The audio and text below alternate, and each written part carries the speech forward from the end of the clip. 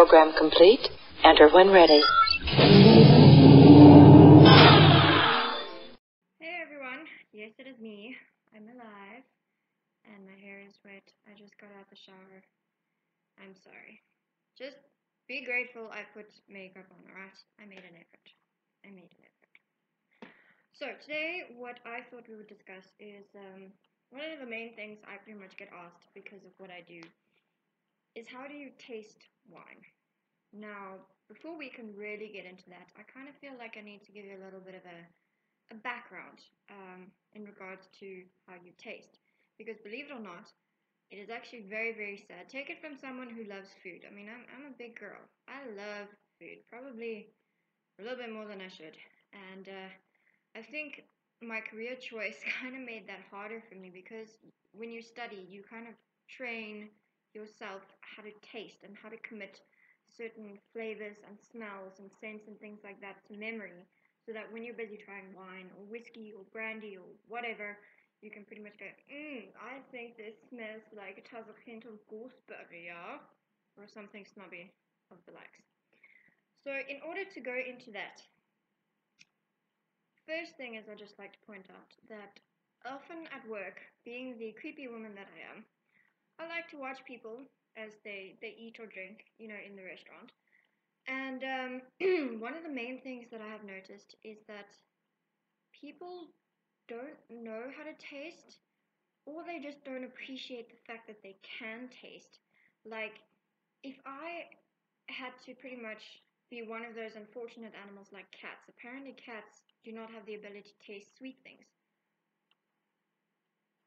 How you cannot taste sweet things must be horrific if you are a person. I don't think cats really give a shit. So, believe it or not, your entire tongue does not work the same. And I'm pretty much going to try and not turn this into a too lengthy video, but I feel you kind of need to know this for me to answer the question first of what you can do with your tongue. Not that. Not now, anyway. And first things first, you have 5 tastes, if you can call them that. 5 parts of your tongue that you taste different things. The little taste buds are allocated and built to taste specific things, which is why sometimes things don't register on the entirety of your tongue. You will never have something that tastes the same on the entire part of your tongue. That is not possible. It's not. So I'm going to, because I'm a noob and I don't know how to do this on a computer, draw it for you. Sorry, just making sure that I'm actually still on the screen because I fuck up at these things. So here is my tongue that I drew. Not very accurate. I think this one is more pinky. But anyway. So on the tip of your tongue is the area that has been allocated to sweetness. Now, I've heard a theory, I don't know how true it is, that the reason children are such horrible creatures when it comes to sweets is because it's one of the first things that they taste in their lives, because sweetness is, or should I say the area responsible for tasting sweet things, is allocated to the very tip of your tongue. So it is the first thing that your tongue probably touches. So there is, alright, smartass, it's gonna be backwards. Okay, take my word for it, that says sweetness. Yes, okay. Then, ironically, just behind that is the area located for salty things, which is why you often have people that, for example, when they want hot chocolate, they will ask that you bring a small amount of salt on the side, or that you add a little bit of salt, because adding salt to sweet enhances the sweet. Hence the fun science experiment that is the tongue. So let me just draw that in for you. And of course you're drawing up, you shitty marker. So there is sweet. There is salty. Right.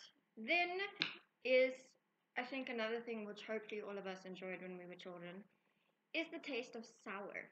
Now, sour is obviously just from something when it's more acidic. So it generally makes the sides of your tongue water. I'm sure we've all gone through that. Like a fucking lemon, alright? You'll see what I'm talking about. Now that is located on the literal sides of your tongue. Don't ask me why. Apparently, it's super fucking special and it gets allocated 2 parts of your tongue that can do this function. So sweet, salty, sour. Yes. Bubble fly. Alright.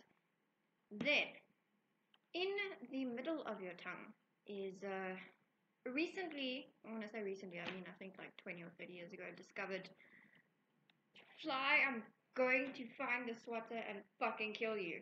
And I don't want to, just fuck. Jesus. Alright. Right. So there was a Japanese scientist who recently found that your tongue has a 5th taste as opposed to just the usual 4 that we thought we had.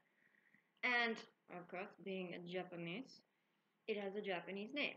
And that is called umami. Now, what umami is essentially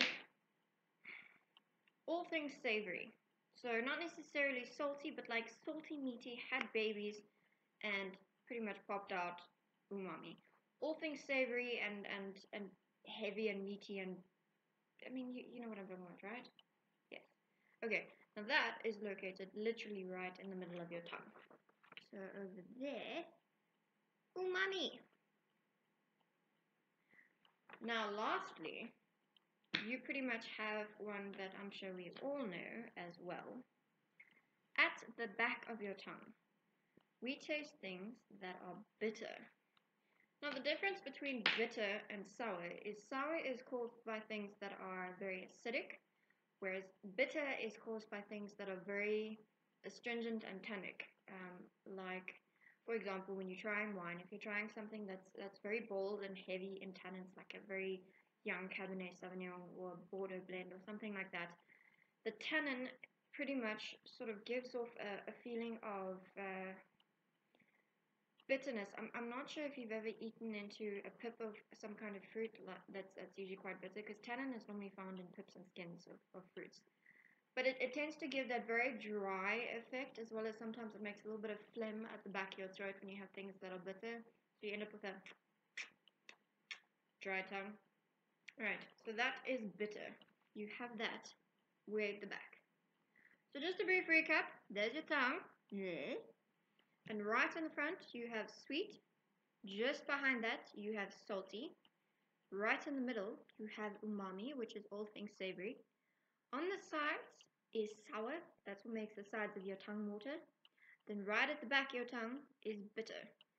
That pretty much is obviously all things tannic and astringent and ugh. Well, it's not blech. If you mix it with something nice, then it's quite nice.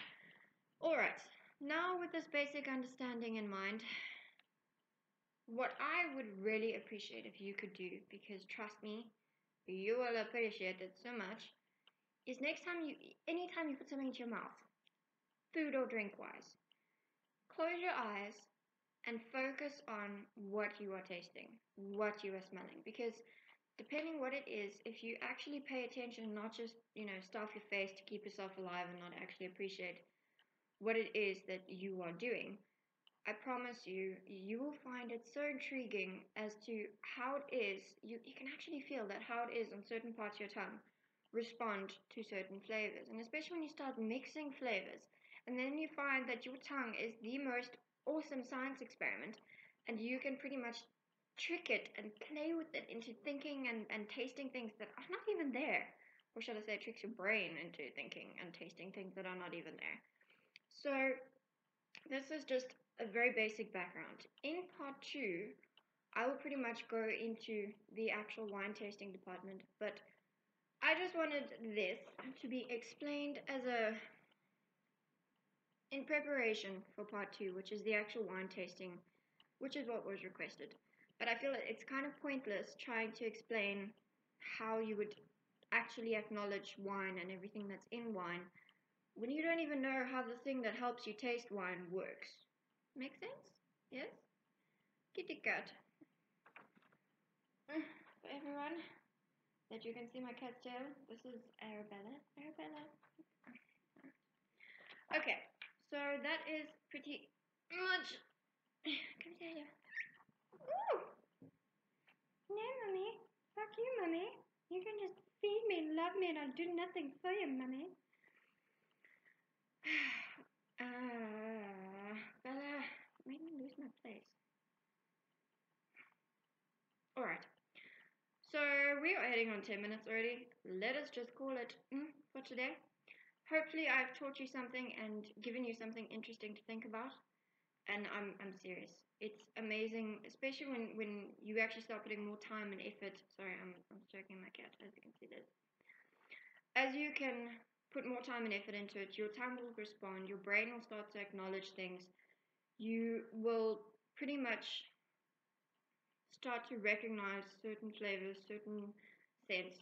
It'll start to come back on memory because often you smell or taste something and you go, I know what that is, fuck, I can't remember.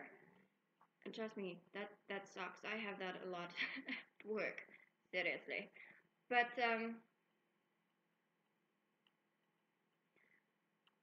getting distracted. I'm sorry. I have the mentality of like a goldfish. Alright, the mentality, the memory. I can't even remember the word.